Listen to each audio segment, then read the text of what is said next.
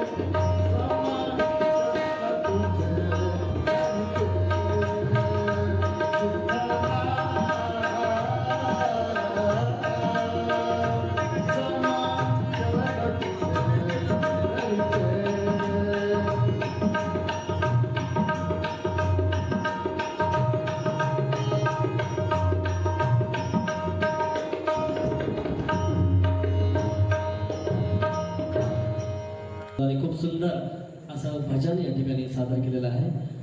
कलावंतांना या ठिकाणी आमंत्रित करत आहोत. यांना आपण सर्वजण आपल्याला परिचय आहेत. त्यांना विनंती करतो.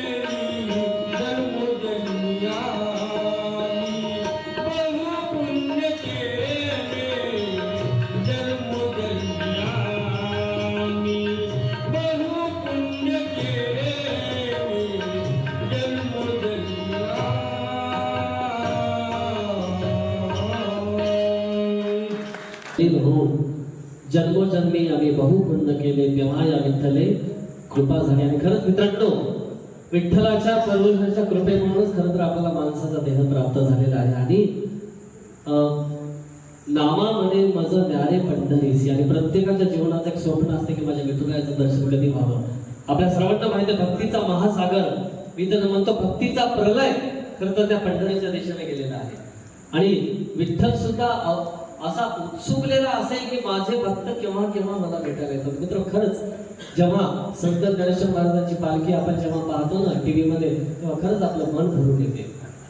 कारण ज्या लहान लेकरांनी अगदी लहानपणी यातना भोगल्या, उपेक्षित दुर्लक्षित, आणि कसं बहिष्कृत जीवन त्यांनी जगलं केवळ आपल्या उद्धारासाठी. मित्रांनो, ही लहान लहान भावंड 8-8, 10-10 दिवस मित्रांनो उपाशी होती.